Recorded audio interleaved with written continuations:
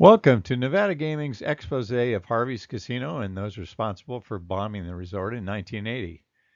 Nevada legalized gaming in 1931, and businessmen around the lake took advantage of the popular vacation spot by building casinos. In 1943, Harvey and Llewellyn Gross left their Sacramento meat market and moved to a spot near the Y intersection of Highways 50 and 89 at South Shore.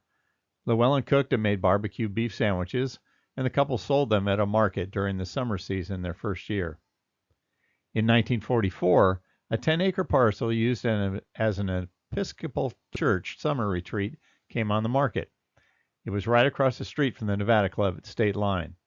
So Harvey bought a spot at Glenbrook, now Camp Galilee, with State Senator Ken Johnson, and then traded it for the spot at the border. Then he moved the small church retreat building closer to the highway and hooked up the two gas pumps. Llewellyn cooked all night at home, and the happy, hardworking couple managed the new market.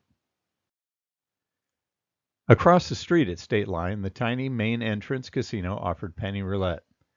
The larger clubs, Clyde Beecher's Nevada Club and Nick Abelman's State Line Country Club, were doing big bucks. Their success wasn't lost on Harvey and Llewellyn. Surely they could handle a few slots and a blackjack game like the main entrance. In 1946, with a wagon wheel atop their converted cabin, the Grosses opened Harvey's Wagon Wheel Casino.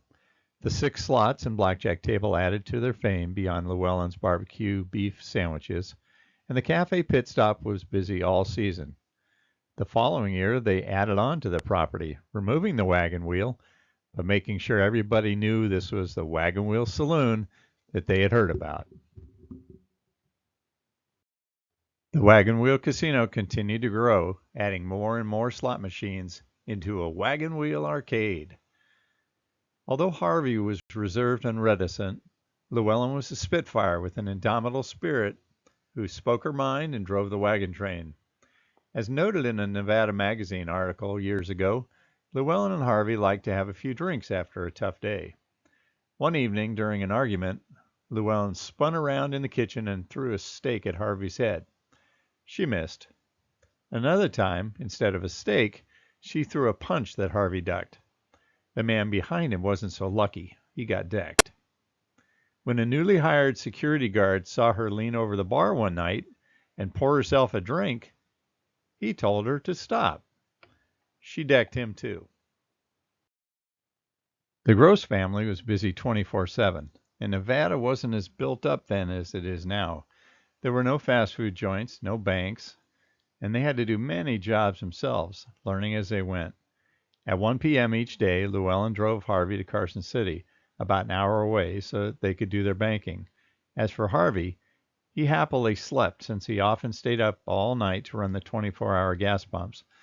A little bell at the pump got his attention. He'd stumble out to help the guests. By 1949, the property had 5 times their original floor space, just in time to match their next-door neighbor, George Cannon, who had recently hauled his Quonset huts up from Colfax, California, to join the party at the lake. Harvey's offered several blackjack tables, dozens of slot machines, craps, roulette, and the Sage Room was a very popular restaurant and bar. There were no accountants and no computer programs advising the couple how to get more hands out per hour, or which slots to include, or ferreting out cheating dealers. A bad dealer usually just didn't get an invite back for the next summer season. While the wagon wheel continued to make more money, Harvey used some questionable ways to hide their income. He was eventually caught, fined $20,000, and drew 5 years probation for trying to avoid income tax during the 51 and 52 seasons. In 1955, Bill Harrah bought George's Gateway Club and spent heavily on improvements. He also paid for extended snow clearing during the winter season and offered $2 bus rides for guests from the San Francisco Bay Area. In 1957, Harvey's win as competition won better by offering free rides from Stockton and Sacramento. Harrah's kept his lakeside property open as Harrah's Lake Club and bought the State Line Country Club across Highway 50 and called it Harrah's Tahoe. Then, Harris spent heavily to attract news reporters coming to the lake for the 1960 Winter Olympics held at North Shore, Squaw Valley. Harvey's continued to reap great cash benefits and publicity too. By holding back on spending, Harvey's Wagon Wheel was able to hire planners and architects to design and build the lake's first high-rise tower, an 11-story addition to their hotel casino. The property opened to great fanfare in 1963 with 3 restaurants and more slot machines than any other casino in the world. The casino towered over the competition until the Sahara Tahoe opened in 1965. Harrah's, meanwhile, didn't open a hotel tower until 1972. Later, in the mid-60s, Harvey's bought Harrah's Lake Club and extended their casino to the state line. The first time I played at Harvey's Casino was in 1979.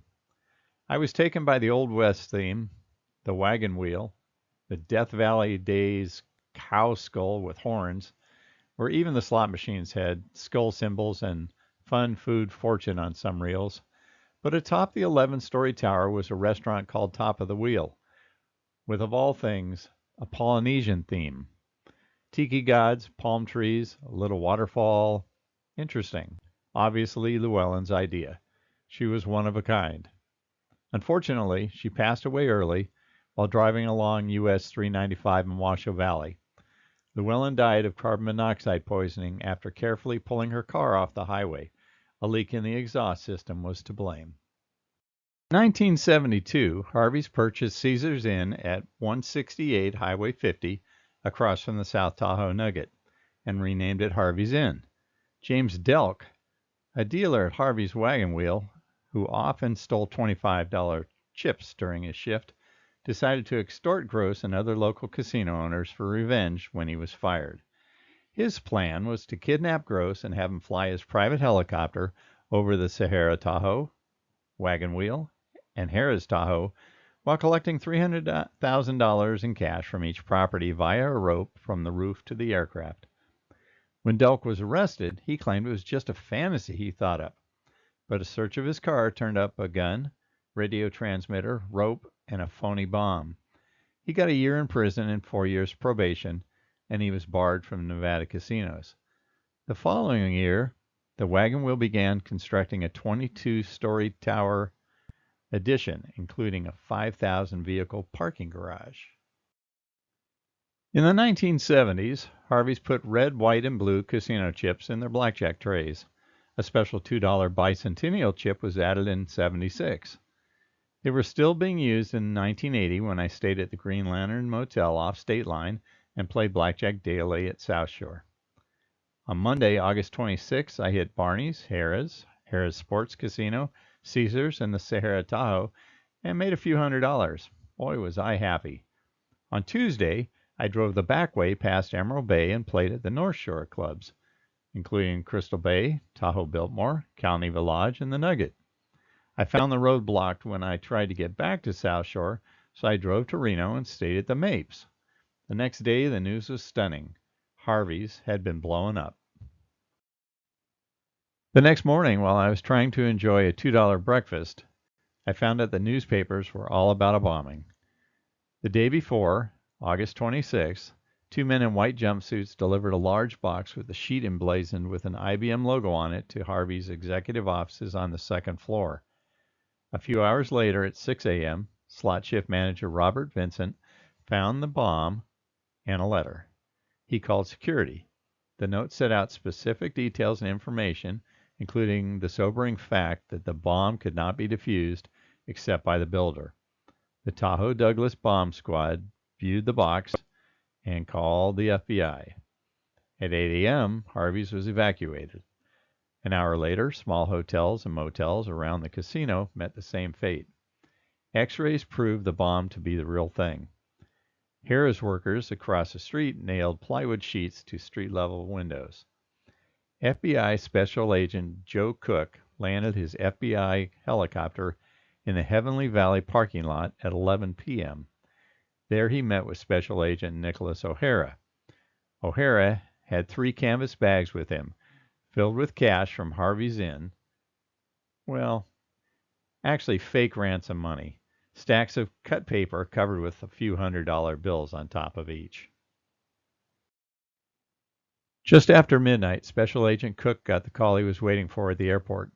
He was told that all the instructions he needed were taped to the underside of the payphone he was using. He returned to the helicopter and flew to a spot 20 miles away in California between Placerville and Kybers off Icehouse Road. Cook circled the rendezvous spot for 50 minutes, but never saw the strobe light he was instructed to follow.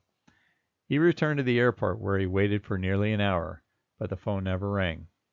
Nevada Governor Robert List was contacted and made a public appeal to the extortionists to contact him or the agents to clarify delivery instructions, but they never did. Harrah's Tahoe, the Sahara Tahoe, and part of Caesar's Tahoe were evacuated. More sandbags were piled around the bomb and around the outside walls of the executive offices. 20,000 bags by one count.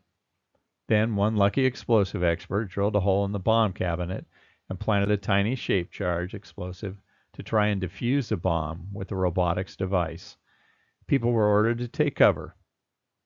Half an hour later, there was a 3-minute warning, and then a 30-second siren pierced the air. Next, the tiny explosive shape charge was triggered.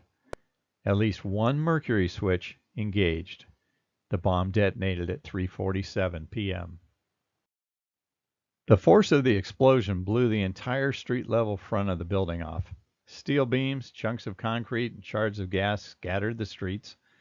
The casino floor itself was twisted at haphazard angles, and table games and slot machines settled into 90-degree tilts. The roof of a building across the street was blown off, while at Harvey's, 60 feet of downward explosion turned into a huge hole below the building. The damage was catastrophic. 500 feet away at Caesar's Casino across the street, players bitched that the bombing was over and they should be able to gamble.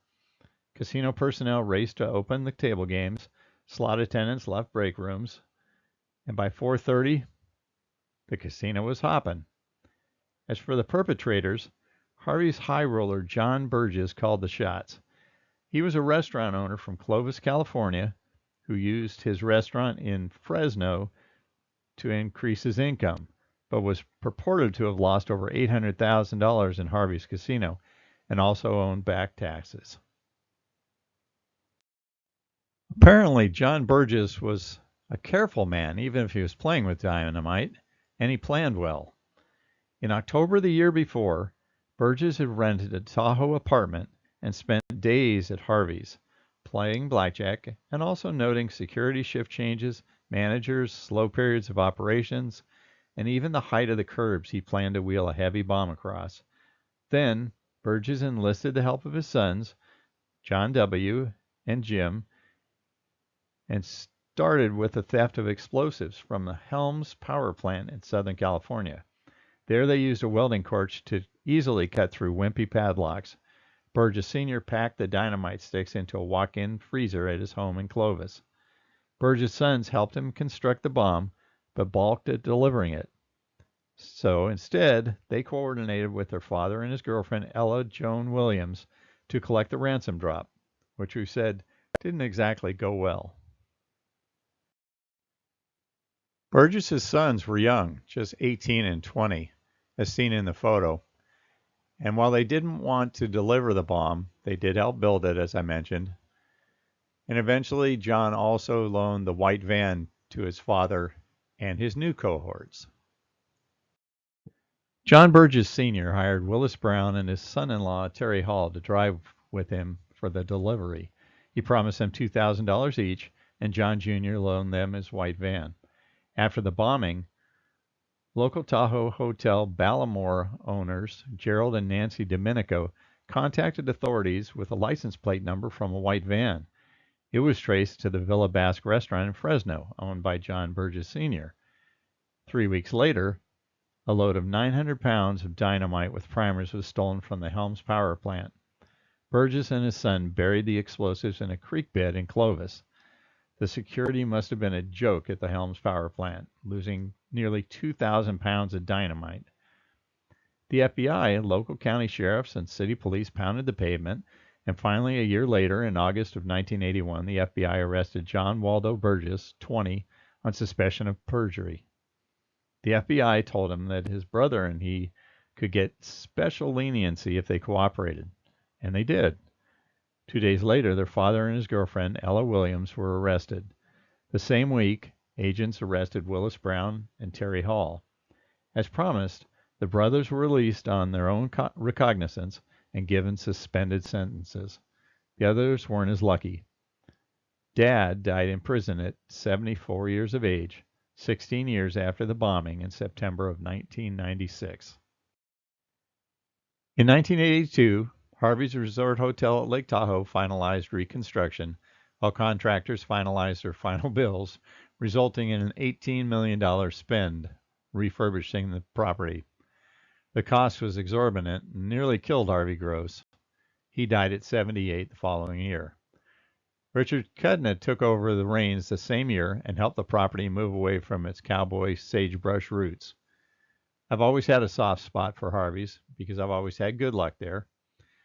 And I was also bowled over by the amazing collection of casino chips that covered an entire wall leading to the back cafe near the state line. It was curated by friend Howdy Hers and placed on display nearly 40 years ago. I was already a chip collector, but the amazing collection drove me to learn more about casinos, their owners, and their chips. I met Howard for the first time in 1985. He's always been generous, funny, and a consummate historian of gaming memorabilia. In 1985, Harvey's got serious and spent $100 million to build an 18-story tower with more than 500 additional rooms. The result was a beautiful resort with what looks like mirrored walls that soak up the sun and give the state line some real class. It opened in 1986 with heavy metal inlaid gaming chips like those that Harrah's across the street used. I loved them. Shortly after construction was finished at Harvey's Wagon Wheel, Harvey's company turned loose of Harvey's Inn at the lake. It became a Lakeside Inn and a fun and inexpensive place to play some quarter craps, 10-cent keno, or enjoy a $1.99 breakfast. In 1988, Harvey's Casino expanded again to 88,000 square feet. 6 years later, the company went public at $14 per share. In 1999, Colony Capital acquired a controlling interest in Harvey's Casino Resorts. And finally, in 2001, Harvey's Entertainment purchased the company for $625 million. Thanks so much for watching Nevada Gaming History's look at Harvey's Wagon Wheel Casino. For a more detailed look at the bombing, be sure to check out Philip L. Sublet's Harvey's Bombing website. Also, thanks to Reno Tahoe Specialty for the use of several casino postcards here, and also on my website at nevadagaminghistory.com.